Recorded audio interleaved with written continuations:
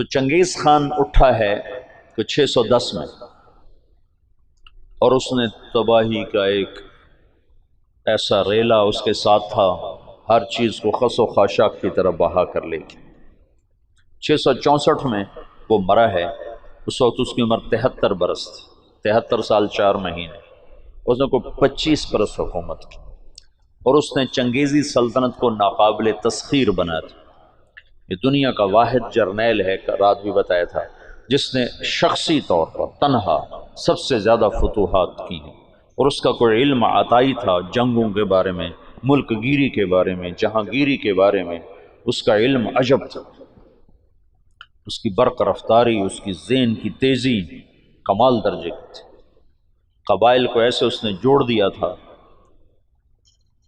سب ایک جھنڈے تلے مختلف قبائل جمع ہو گئے تھے، اور دنیا کی ناقابل تسخیر طاقت بنے۔ اور قراقرم صحرائے گوبی میں منگولیا کے پاس ایک بڑا شہر اس نے بنایا، دارالحکومت، جو ساری دنیا کا سب سے بڑا دارالحکومت، اور ان کا بڑا نشانہ مسلمان تھے، مسلمان، کہ مسلمانوں سے زیادتی ہوئی تھی، جس کے بدلے میں چنگیز خان نے ان پر حملہ کیا تھا۔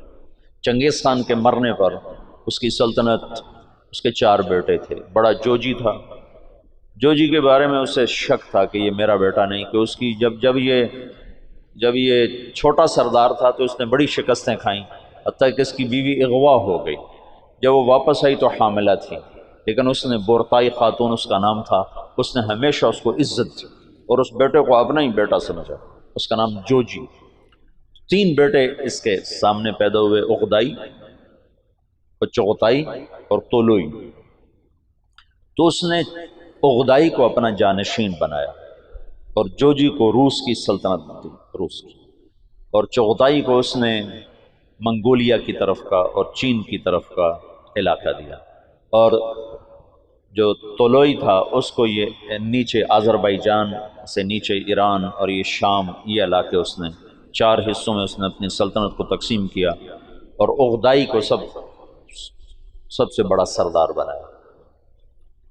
اغدائی کے دور میں فتوحات کا رخ مسلمانوں سے ہٹ کے یورپ کی طرف چلا گیا، تو ان کا ایک سالار تھا سبدائی بہادر، سبدائی، وہ پولینڈ تک پہنچا، پولینڈ تک، لیکن اس میں کوئی ایسی سلطنتیں تھیں نہیں، ایسی چرواہے سے بیچارے غریب لوگ، تو وہ پولینڈ تک اس نے چنگیزی سلطنت کو پھیلا دیا۔ اب یہ وہ ہاتھی ہے جس کے سامنے ساری دنیا کے بادشاہ چیونٹی اور چوہے کی طرح، انہیں میدان جنگ میں ہرانے کی کوئی شکل نہیں۔ تو اسلام کی شکل یوں تھا کہ اب بجھا، اب بجھا، اب بجھا، لیکن اللہ نے دین کو باقی رکھنا ہے تو انسانوں کو بھی باقی رکھنا ہے جو مسلمان کہلائیں۔ جب اغدائی مرا ہے تو اس کا بیٹا تھا قیوق، وہ حکمران بنا، وہ بہت رحم دل تھا، اس نے جنگیں روک دیں اور مسلمانوں کو اپنی سلطنت میں شامل کیا، تو اس کی وجہ سے ساری تاتاری سلطنتوں میں مسلمانوں کے بارے میں نرم گوشہ پیدا ہو۔ اب نامعلوم تاریخ کے گمنام سپاہی ہیں جو اتنے غیر معلوم ہیں، اتنے نامعلوم ہیں کہ کسی تاریخ میں ان کا نام تک درج نہیں، ان کی جگہ درج نہیں، جنہوں نے تاتاریوں کو دعوت دینا شروع کی۔ خونخوار قوم ہے، اور تاتاری غریب مسلمانوں کی دعوت سے اسلام قبول کرنا شروع ہو گئے۔ یہ تاریخ کا حیرت ناک واقعہ ہے۔ غیر مسلم مورخین بھی اور مسلم مورخین بھی جب یہاں پہنچتے ہیں تو وہ حیران ہوتے ہیں کہ کیسے ایک فاتح قوم نے مفتوح قوم کا مذہب کیسے قبول کر لیا۔ ہندوستان میں کوئی عیسائی نہیں تھا، آج کروڑوں ہیں، کہاں سے آئے؟ انگریزوں نے دعوت۔ اندلس سے سارے مسلمان مٹ گئے، سب عیسائی ہو گئے، کیسے؟ طاقت عیسائیوں کے ہاتھ میں تھی۔ تو یہ ایک عجب واقعہ ہو رہا ہے کہ طاقت جن کے ہاتھ میں ہے وہ اسلام کے سب سے بڑے دشمن ہیں، اور اسلام اور مسلمان ان کے لیے سب سے مبغوض چیز ہے، اور پھر وہ انہی کا کلمہ پڑھتے جا رہے ہیں۔ یہ 7ویں صدی میں ہو چکا ہے۔ آج کا چنگیز کسی اور شکل میں ہے، کسی اور نام کے ساتھ ہے۔ آج کا ہلاکو کسی اور شکل میں ہے، کسی اور نام کے ساتھ ہے، لیکن آج بھی وہی ہوگا جو 7ویں صدی میں ہو چکا ہے۔ ہم ان کو سیاسی میدان میں، جنگی میدان میں شکست نہیں دے سکتے۔ کہ وہ سائنس ٹیکنالوجی میں وہاں پہنچ چکے ہیں جہاں ہم اور جنم لے کر بھی نہیں پہنچ سکتے، لیکن ایک راستہ ہمارے پاس پڑا ہے، ہم ان کو دعوت دیں۔ اس وقت فرانس میں اوسط 5 سے 6 گورے روزانہ مسلمان ہو رہے ہیں، اوسطاً 5 سے 6 گورے روزانہ مسلمان، اور فرانس یورپ میں سب سے زیادہ اسلام قبول کرنے والا ملک بن چکا ہے، اور اس کے بعد اٹلی سب سے زیادہ تیزی کے ساتھ اسلام میں آ رہا ہے، اور پوری دنیا میں امریکہ میں سب سے زیادہ اسلام پھیل رہا ہے۔ دعوت ایسی چیز ہے جو چیونٹی سے ہاتھی کو مروا دیتی۔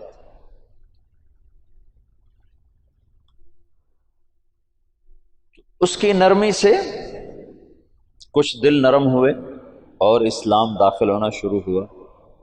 تو کویوک جب مرا ہے تو اس کا بعد طولوئی کے 4 بیٹے تھے، ایک قبلائی خان، ایک منگو خان، ایک بوکا خان اور ایک ہلاکو خان۔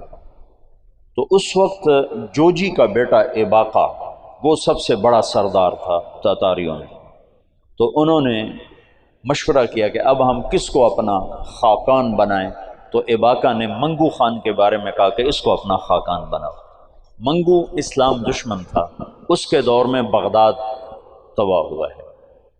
جب بغداد پہ حملے کا لشکر نکلا ہے تو یہ جو مسلمان دائی تھے یہ جوجی کی نسل میں اپنا کام دکھا چکے تھے، اور جوجی کا پوتا برکا خان مسلمان ہو گیا۔ ان کی دعوت پر ایک وزیر مسلمان ہوا، وزیر کو جب موقع ملتا برکا خان کو اسلام کے فضائل سناتا، اس کو باتیں بڑی اچھی لگتی، پھر وہ پوچھتا تمہیں یہ باتیں کون بتاتا ہے؟ تو پھر وہ بڑے مناسب طریقے سے کہتا کہ یہ مسلمانوں کا دین ہے، یہ مسلمان بتاتے ہیں۔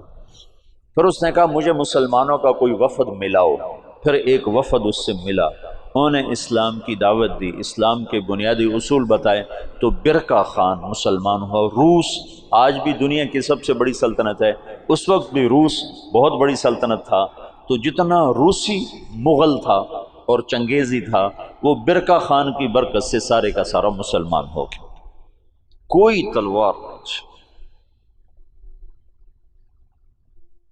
ہلاکو جس نے بغداد کو تہ تیغ کر کے رکھ دیا، 15 لاکھ آدمی ذبح کرتا، 658 میں پھر اس نے مصر پہ چڑھے، اس دوران حلب، شام، دمشق اس نے اینٹ سے اینٹ بجا دیا، پھر 658 میں وہ دمشق مصر کی طرف حملہ آور ہوا۔ تو مصر پر اور ہندوستان پر، حالانکہ یہ دونوں ملک کے لوگ کو اتنے دلیر نہیں تھے جتنے کہ شام، عراق، یہ جو جنگجو قومیں تو یہاں تھی، عرب، اور مصر تو مخلوط قوم تھی، ہندوستان مخلوط قومیں تھیں، لیکن کوئی اللہ کی قدرت ہے، نہ ہندوستان پہ مغل حاوی ہو سکے نہ مصر پہ حاوی ہو سکے، دونوں جگہ ہندوستان والوں نے تو طاقت سے، اور اللہ کی مدد تو دونوں کے ساتھ تھی، اور مصر والوں نے سیاست سے۔ 658 میں ہلاکو خان نے مصر پہ حملے کے لیے فوج نکالی تو اس کا بھائی منگو خان مر گیا۔ منگو کے مرنے پر یہ قانون تھا کہ جو تاتاری جہاں پر ہے، جب خاقان اعظم مر جائے تو سب قراقرم پہنچیں تاکہ اگلے خان کا انتخاب کیا جا سکے، اگلے خاقان کا انتخاب کیا جا سکے۔ تو وہ وہاں سے نکلا، تو اس کی بیوی تھی وہ عیسائی ہو چکی تھی دوقوزہ، اور اس کا سالار تھا کتبوغا، وہ بھی عیسائی ہو چکا تھا۔ وہ مسلمانوں پر بہت ظلم اٹھاتے تھے، بہت ظلم اٹھاتے تھے، اور ان دونوں نے بڑی کوشش کی کہ ہلاکو خان عیسائی ہو جائے، لیکن وہ عیسائی نہیں ہوا۔ تو انہوں نے اس کی منت کی کہ تم واپس نہ جاؤ، مصر کو فتح کر لو، وہ تو مر گیا، اب تو پہنچ بھی نہیں سکتے ہیں، تو تم بعد میں جانا، پہلے مصر فتح کرو۔ اس نے کہا نہیں، یہ چنگیز خان کا قانون ہے، میں اسے پورا کروں۔ اور اس نے ایک لشکر کا حصہ شام میں چھوڑا، فلسطین میں، اور 2 حصے لے کر وہ واپس چلا گیا قراقرم کی طرف۔ تو اس موقع سے فائدہ اٹھا کر مصر والوں نے خود حملہ کر دیا۔ تو عین جالوت پر 658 میں رمضان میں یہ جنگ لڑی گئی، اور 40 سال کے بعد مسلمانوں کو پہلی فتح نصیب ہوئی۔ اور اس میں قطبوغا گرفتار ہوا، تو وہاں مصر میں اس کو ٹکڑے ٹکڑے کر کے ختم کیا گیا، پر وہ ایسا کم وقت تھا کہ بوٹی بوٹی ہو گئے، پر اس نے سی نہیں کی، اف نہیں کی۔ انہوں نے کہا کیا تاتاری عورتوں نے بچے جننے بند کر دیے جو میرا کوئی بدلہ نہ لے گا؟ میرا بدلہ لینے والے ضرور آئیں گے، لیکن اللہ نے وہ موقع نہ دیا۔ برقع خان ایمان لا چکا ہے۔ جب ہلاکو چلا ہے، وہ قراقرم کے قرولتائی اس کو کہتے تھے، قرولتائی کانفرنس، اس کانفرنس کے لیے چلا ہے، تو اس وقت قبلائی تو لوئی کے 4 بیٹے تھے، تو منگو بنا تھا، تو منگو کی جگہ بوقا خان موجود تھا قراقرم میں، وہ خود ہی خاقان بن گیا۔ تو قبلائی کو پتہ چلا، تو وہ پھر فوج لے کر آیا، اور اس نے اپنے بھائی کے ساتھ پہلی دفعہ تاتاری آپس میں لڑنا شروع ہوئے، اور ان کی ہیبت میں کمی آئی، اور قبلائی خان نے بوقا کو شکست دی اور قراقرم پہ قبضہ کیا۔ پھر ان بھائیوں میں آپس میں بہت لڑائیاں ہوتی رہیں تخت کے لیے۔ آخر میں قبلائی خان غالب آیا، اور اس نے اپنے بھائی کو قید کر لیا، پھر قید میں وہ مر گیا بوقا، اور اس نے قراقرم کی بجائے چین کو اپنا دارالحکومت بنایا، چین فتح کیا اور چین کو اپنا دارالسلطنت بنایا۔ جب ان جنگوں سے فارغ ہوئے تو ہلاکو خان نے حملہ کیا مصر پر، تو برقع خان کو خط لکھا رکن الدین بیبرس نے کہ تم ہماری مدد کرو، تم بھی مسلمان ہو، ہم بھی مسلمان۔ تو پھر برقع خان نے ہلاکو کو خط لکھا کہ تم مسلمانوں پہ حملہ نہ کرو ورنہ میں تم پہ حملہ کروں گا۔ تو ہلاکو نے اسے خط لکھا کہ تم نے چنگیز کا قانون نہیں پڑھا کہ تاتاری آپس میں نہیں ٹکرایا کرتے؟ تو اس نے اس کو جواب دیا کہ وہ بھی کافر تھا، تو بھی کافر ہے، تو حملہ کرے گا میں تیرے اوپر حملہ کروں۔ جب وہ مصر پہ حملہ آور ہوا تو برقع خان ہلاکو پہ حملہ آور ہوا، تو اس نے ہلاکو کو شکست دی، اور مصر اس تسلط سے نکل گیا۔ پھر ان دونوں بھائیوں کی، چچا زاد بھائیوں کے آپس میں لڑائیاں ہوئیں، جس میں ہلاکو کو آخر میں شکست ہوئی، اور اس غم سے وہ بھی 42 سال کی عمر میں فالج کے مرض سے مر گیا۔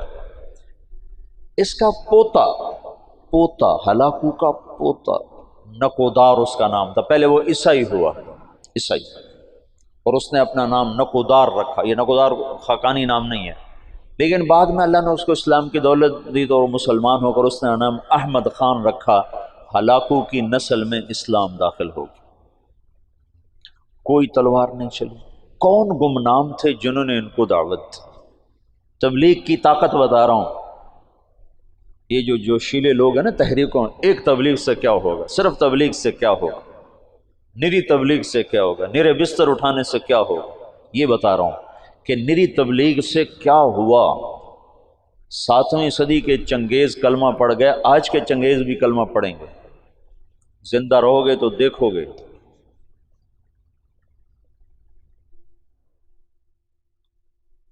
پیچھے صرف ایک نسل قبلائی کی نسل چین نکل گئی، وہ محروم ہوئے اسلام سے، ورنہ باقی ساری نسل چنگیز چغتائی رہ گیا۔ چغتائی کا پڑپوتا تیمور تغلق، وہ جلال الدین رحمت اللہ علیہ کے ہاتھوں متاثر ہوا اسلام سے، اور ان کے بیٹے رشید الدین کے ہاتھوں اس نے کلمہ پڑھا۔ وہ اس وقت منگولیا کی طرف حکمران تھے۔ تو یہ آخری تاتاریوں کا قلعہ باقی تھا، تو اس میں ایک آدمی نے سراغ کیا، ایک آدمی رشید الدین، جلال الدین رشید الدین۔ تیمور تغلق شکار کو نکلا، تو آگے جلال الدین مل گئے راستے میں، تو ان مسلمانوں کی شکل حلیہ تو پہچانا جاتا کہ یہ مسلمان مل گیا، آج تو میرا دن خراب گزرے گا۔ کہنے لگا تم سے تو ہمارا کتا ہی اچھا ہے۔ تو جلال الدین کہنے لگے ہاں واقعی اگر میں ایمان پہ نہ مروں تو تیرا کتا ہی اچھا ہے۔ تو تیمور کہنے لگا ایمان کیا ہوتا ہے؟ تو انہوں نے اس کو دعوت دی، اس کا ایسے دل پہ پڑی، کہنے لگا ابھی میں ولی عہد ہوں، جب بادشاہ بنوں نا تو مجھے ملنے آنا۔ ان کے ولی عہد بادشاہ بننے سے پہلے جلال الدین رحمۃ اللہ علیہ کا انتقال ہو گیا۔ انہوں نے اپنے بیٹے رشید الدین سے فرمایا کہ جب تو سنے تیمور بادشاہ بنا ہے تو جا کے اسے میرا پیغام دینا۔ یہ پہنچے اس کے بادشاہ بننے پر، تو اس تک رسائی نہیں ہو سکی، بڑی کوشش کی، کسی نے دربار میں جانے نہیں دیا۔ تو انہوں نے ایک دن کیا کیا، اس کے محل کے قریب جا کر، یہ سورج کی پوجا کرتے تھے، تو سورج نکلنے والا تھا تو انہوں زور سے اذان دی، تو تیمور کے کانوں میں آواز پڑی، عجب، ان کا یہ کون کیا کہہ رہا ہے؟ نہ آشنا آواز نہ آشنا کلمات کا، پکڑو اسے۔ تو پکڑ کے لایا گیا تو پتہ چلا کہ جو رشید الدین صاحب ہیں، جلال الدین کے بیٹے ہیں، انہوں نے دعوت دی، اس نے کلمہ پڑھا، اس نے اپنے وزراء کو بلایا کہ میں مسلمان ہو چکا ہوں، تم میرے ساتھ کلمہ پڑھو، وہ بھی مسلمان ہو۔ پھر اس نے اپنے سالار کو بلایا کہ میں مسلمان ہو چکا ہوں، تم بھی مسلمان ہو۔ اس نے کہا یہ میرے غلام سے لڑائی لڑے، کشتی کرے، اگر یہ اس کو گرا دے تو میں کلمہ پڑھ لوں گا۔ تو تیمور نے کہا تم دلائل سنو، تم کشتی کو اسلام کے ساتھ کیا جوڑتے ہو؟ انہوں نے کہا میں لڑائی کی دلیل جانتا ہوں، اس کے علاوہ کوئی دلیل جانتا نہیں۔ اس کے غلام کا نام تھا جراش، اور وہ کیا بلا تھی، وہ 5 سالہ اونٹ کو جو بیٹھا ہوتا تھا اس کو دونوں ہاتھوں پہ اٹھا کر یوں لے جاتا تھا۔ 5 سال کے اونٹ کو، تم سے یہ سلیپنگ بیگ نہیں اٹھائے جاتے 5 سالوں۔ اب اس کے ساتھ رشید الدین صاحب کیا لڑیں گے؟ تو انہوں نے کہا نہیں میں لڑوں گا انشاءاللہ، کشتی کروں گا کل اس کے ساتھ۔ اگلے دن سارا شہر اکٹھا ہو گیا، انہوں نے رات کو اللہ سے بات کر لی، جو تو نے ان کو ایمان دینا ہے تو مجھے جتا دے، نہیں دینا تو میں اس کے سامنے کچھ بھی نہیں۔ تو اگلے دن وہ بڑا اکڑتا ہوا اور ہنستا ہوا میدان میں اترا، جو گئی آگے ماڑکو سے وہ ہاتھی سا، تو جب دونوں آمنے سامنے ہوئے تو انہوں نے اس کے قریب جا کر ایک ہلکا سا اس کے سینے پر اللہ اکبر یوں ایک مکہ مارا، اللہ اکبر، تو وہ 4 کلابازیاں کھا کے زمین پہ گرا، دڑل دڑل دڑل دڑ بوجھا گرا۔ تو سارا مجمع حیران پریشان ہو گیا۔ تو اس کے سالار نے کہا مان گیا، اسلام میں طاقت ہے، اسلام میں طاقت، کلمہ پڑھا دو۔